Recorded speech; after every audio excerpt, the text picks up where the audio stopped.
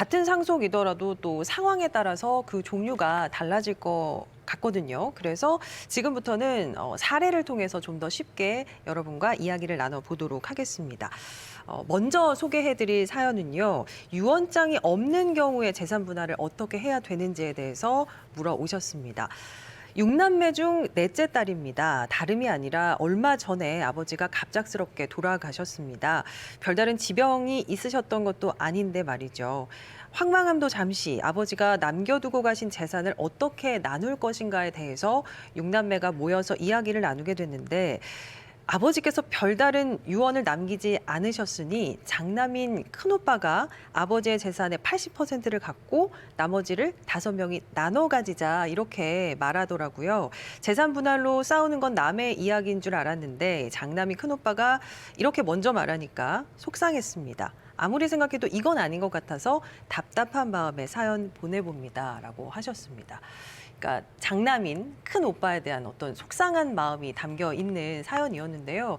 갑자기 이제 큰 오빠분이 아버지 재산의 80%를 가져간다고 하니까 좀 놀라기도 하시고 속상하기도 하셨을 것 같습니다. 이 변호사님, 사연 보내주신 이 분의 상황처럼 유언장이 없는 경우에 재산 분할 어떻게 해야 됩니까? 네. 이 유언장이 없는 경우가 상속 소송 중 가장 흔히 발생하는 경우 중에 하나입니다. 여전히 부모도 장남에게 많이 물려주고 싶어하고 장남 스스로도 많이 받으려고 하는 문화가 남아있기 때문입니다. 그런데 법적으로는 장남이든 막내든 아들이든 딸이든 자녀들은 모두 같은 비율로 상속받게 되어 있습니다. 그래서 상담하신 사례에서도 장남인 큰오빠가 상속재산 분할을 80%나 가져갈 권한은 전혀 없습니다. 자녀들이 모두 같은 권한을 갖는다고 보시면 됩니다. 화면에서 보시는 바와 같이 상속재산을 분할하는 방법에는 크게 3가지가 있습니다. 아까 아나운서님 말씀하신 대로 부모님이 생전에 유언장으로 어떻게 분할하라라는 기준을 정할 수 있습니다. 네. 이때는 부모님이 재산을 누구에게 어느 정도로 물려줄지를 직접 정하는 방식입니다.